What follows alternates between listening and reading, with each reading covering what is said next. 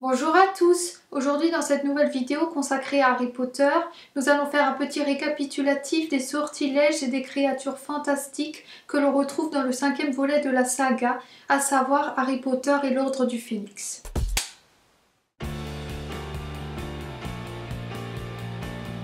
Ce sort est appelé le sortilège de déverrouillage ou encore l'ami des voleurs. Il est utilisé pour ouvrir discrètement une porte fermée à clé. Cependant, il est inefficace si la serrure en question a été ensorcelée au préalable par le sortilège anti-Alohomora.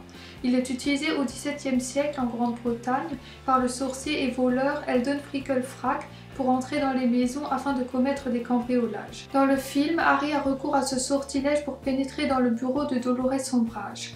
En effet, il souhaite utiliser la cheminée pour aller secourir Sirius Black car il pense qu'il est en train de se faire torturer par Voldemort.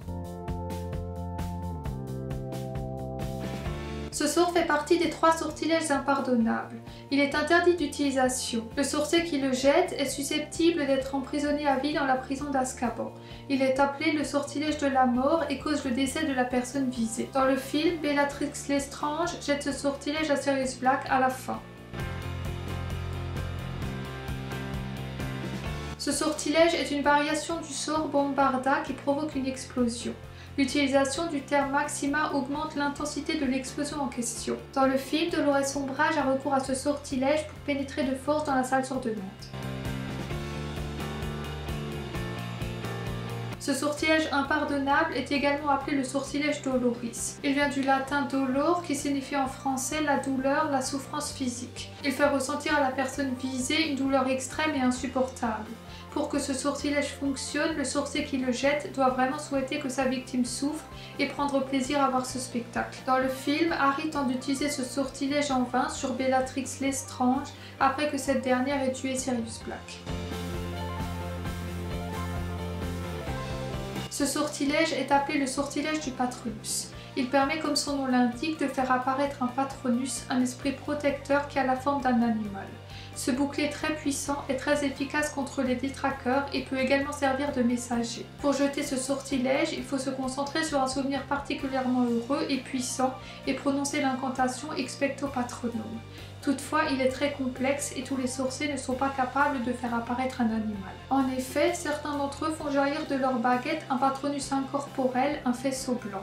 Dans le film, il est utilisé plusieurs fois. On peut citer notamment le moment où les membres de l'armée de Dumbledore s'entraînent à jeter ce sortilège lors d'une de leurs réunions dans la salle sur demande. Ce sort est appelé le sortilège de désarmement. Il est utilisé par un sorcier dans le but de désarmer son adversaire. En effet, il permet de propulser n'importe quel objet tenu par une personne loin d'elle. Ce sortilège est utilisé plusieurs fois dans le film. On peut citer par exemple la scène où Harry montre à Neville et à tous les étudiants qui forment l'armée de Dumbledore comment jeter ce sort. Ce sortilège permet de ligoter une personne ou une créature avec des cordes. Dans le film, Dolores Umbridge, Harry et Hermione sont attaqués par des centaures dans la forêt interdite et la sous-secrétaire d'État utilise alors ce sortilège sur l'une des créatures. Ce sortilège permet à un sorcier de pénétrer dans l'esprit de quelqu'un. Il vient du latin legere qui veut dire lire et mens qui signifie l'esprit. Dans le film, il est utilisé par le professeur Rogue pour s'introduire dans l'esprit d'Harry afin de lui apprendre à échapper aux manipulations psychiques de Voldemort. Ce sortilège attrape la personne visée par la cheville et la soulève dans les airs. Dans le film, Luna Lovegood utilise ce sortilège sur un mange-mort au cours de la bataille dans le département des mystères. Ce sortilège est appelé le maléfice du saucisson. Il est utilisé dans le but de paralyser une personne. La personne est toutefois encore capable de voir car elle peut bouger les yeux et reste consciente. Dans le film, Neville utilise ce sortilège sur un mange-mort lors de la bataille qui a lieu dans le département des mystères. Cet enchantement est appelé le charme du bouclier. Le sorcier qui jette ce sort se voit alors protégé par un bouclier. Dans le film, Dolores Umbridge utilise ce sort lorsqu'elle se trouve avec Harry et Hermione dans la forêt interdite et que les centaures les attaquent. Ce sortilège a pour nom le sortilège de réduction. Il est utilisé dans le but de détruire un objet. Dans le film, Ginny a recours à ce sort sur un mangement mécanique lors d'une réunion d'entraînement de l'armée de Dumbledore. Ce sort est appelé le sortilège de stupéfiction. Il plonge la personne visée dans un état proche de celui du coma. En effet, cette dernière est alors paralysée, immobilisée. Dans le film, il est utilisé à maintes reprises. On peut citer par exemple le moment où Hermione jette ce sort à Ron lors d'une séance d'entraînement de l'armée de Dumbledore dans la salle Tour-de-Monde.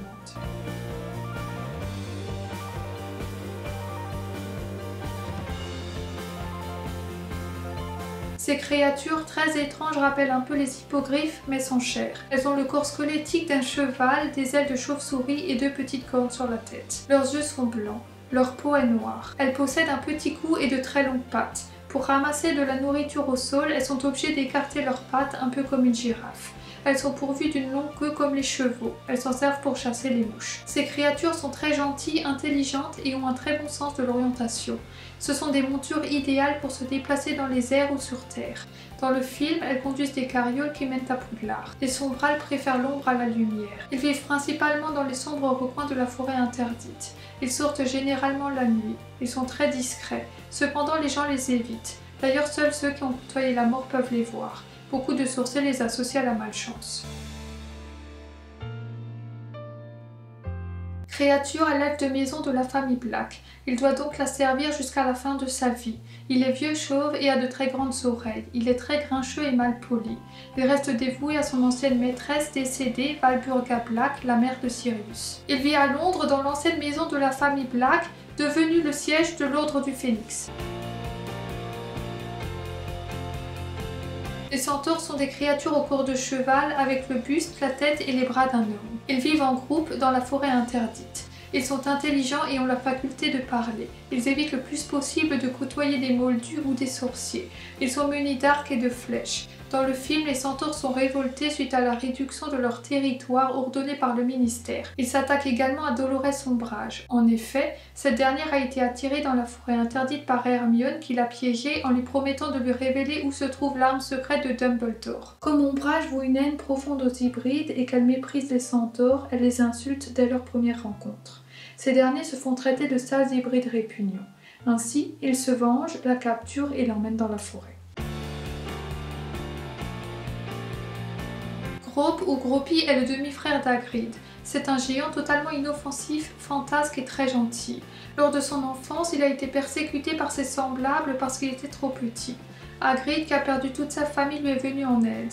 Il vit à présent dans la forêt interdite. Il est souvent attaché à un arbre. Il se débrouille tout seul pour trouver sa nourriture. Dans le film, Hagrid le présente à Harry, Ron et Hermione car il sait que Dolores Ombrage peut le renvoyer à tout moment et leur demande donc de prendre soin de lui s'il doit partir. Un animagus ou animagi au pluriel est un sorcier qui possède l'habileté de se transformer à tout moment en un animal dont la personnalité le ressemble le plus. Tout le monde ne possède pas cette capacité qui demande un long apprentissage. Il ne peut pas décider de sa forme animale, cette dernière restera d'ailleurs la même toute sa vie. Pendant sa transformation en animagus, le sorcier n'est pas capable d'échanger avec ses confrères humains, mais peut reproduire le moyen d'expression de l'animal dont il a pris l'apparence. Dans le film, Sirius Black, qui est un animagus et qui est toujours recherché, utilise sa forme animale, un grand chien noir qui a pour nom Pat Maul, pour accompagner Harry à la gare et lui dire au revoir avant que ce dernier ne prenne le Poudlard Express et débute ainsi sa 5e année de cours. Ces créatures immondes aspirent l'âme de leur victime jusqu'à ce que celle-ci soit dans un état végétatif. C'est ce que l'on appelle le baiser du détraqueur. Ils se nourrissent de toutes les sensations agréables et de tous les moments heureux de leur victime et ne leur laissent en mémoire que les pires moments de leur vie.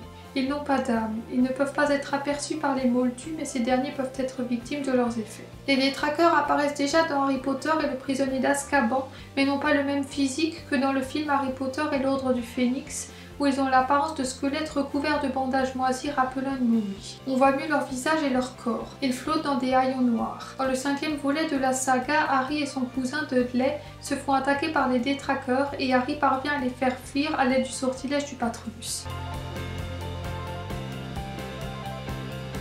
Nagini est un énorme reptile femelle qui est dévoué à Voldemort.